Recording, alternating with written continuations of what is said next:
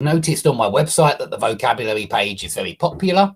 I think everybody on TEFL courses would like to expand their vocabulary. And of course, it is how you feel more and more and more confident in another language when you know more and more and more words. Yeah. So let's have a look. We're going to do weather today, and I'm going to use two books. I'm going to use the Cambridge Upper Intermediate Vocabulary in Use and the Cambridge Advanced Vocabulary in Use. And I'll put a couple of exercises up, just a photocopied page. It says education, so I don't think it's stealing. Education should be free for everybody. So I'll share just this page, not the whole book. I'm not going to do that, although you can find this kind of stuff online quite easily. So these books are excellent for the vocabulary courses that they offer. They do really good vocabulary courses. I do recommend them. So let's have a look.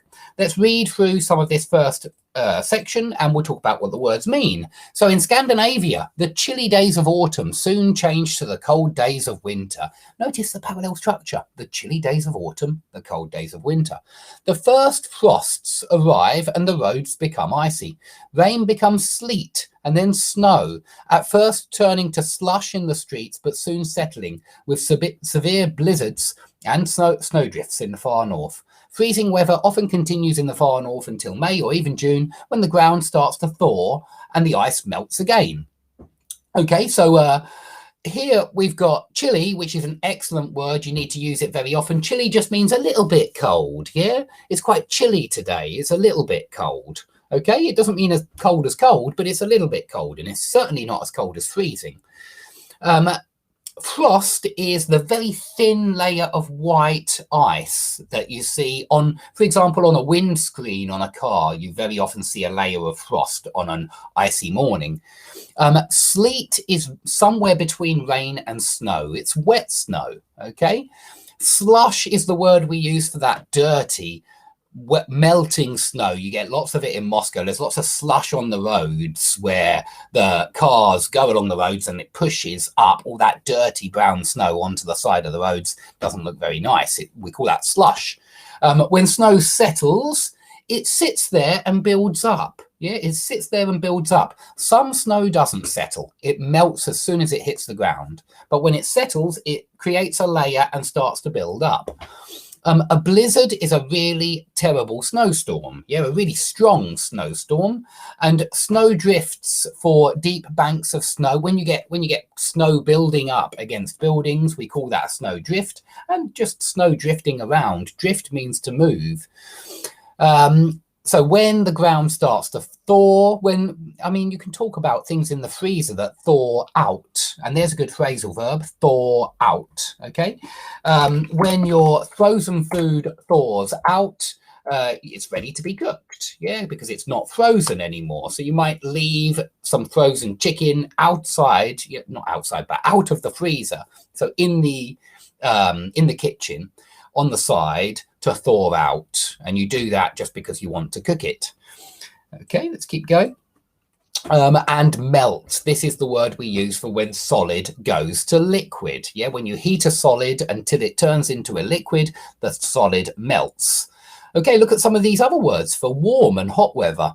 If the weather is close, it's warm and uncomfortable. It's that really uncomfortable heat where it feels oppressive. It feels like it's pushing down on you. And usually you get a thunderstorm. We had very close weather yesterday, and then a thunderstorm came and the air freshened up.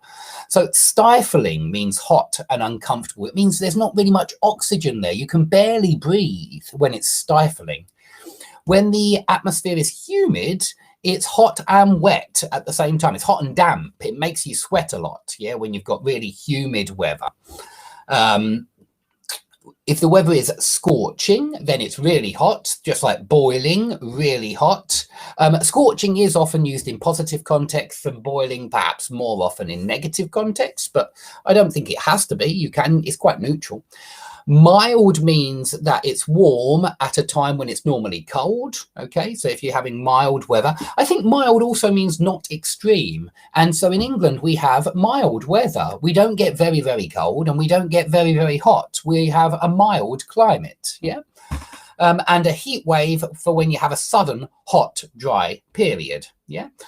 So wet weather now, you can have damp weather. You can have, so this gets stronger from left to right. So damp just means a little bit wet, and you can talk about damp clothes.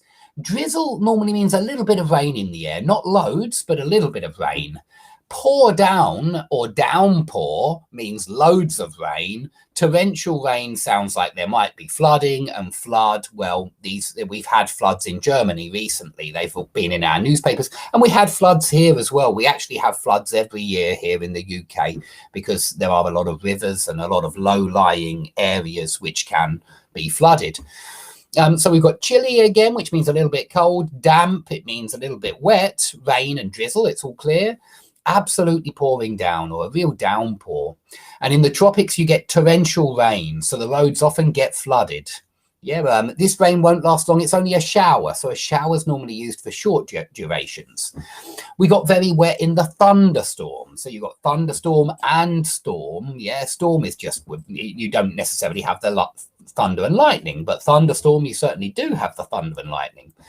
We say hailstones or hail to say the little round balls of ice and snow that can really hurt if they hit you on the cheek or something like that. If the sky is overcast, it is grey and cloudy. You can't see the sun. Yeah, it's all covered in clouds. So it's the clouds are cast overhead. And if you have a drought in the summer, it means it doesn't rain for a long time. There's no precipitation when there's a drought. Okay, so no snow and no rain. Mist and fog, if you say that it's hazy, this sounds like a light mist caused by heat. If you say that it's misty, this sounds like a light fog, often on the sea. For me, you know, there's not a great deal of difference between mist and fog. Sometimes I do feel as though TEFL teachers make distinctions where there are none. It's just the case. And so I would like you to just understand of mist as fog, but yeah, okay, it is often used when it's out at sea. And so you've got fog and foggy as well. And you've got smog for polluted fog. Yeah, that's smoke and fog together. And that's what the word is made from, smoke and fog, smog. Okay, wind, you've got a gentle breeze, yeah, which is not very strong. You've got a good wind. There's only a gentle breeze today, actually. If it's a blustery day, it's quite windy. If there's been a gale warning, a gale's a very strong wind. And the really strong wind is the hurricane or the tornado or something like that. They've got different names. It depends on whether you're in the northern hemisphere or the southern hemisphere, I believe, for hurricane and tornado.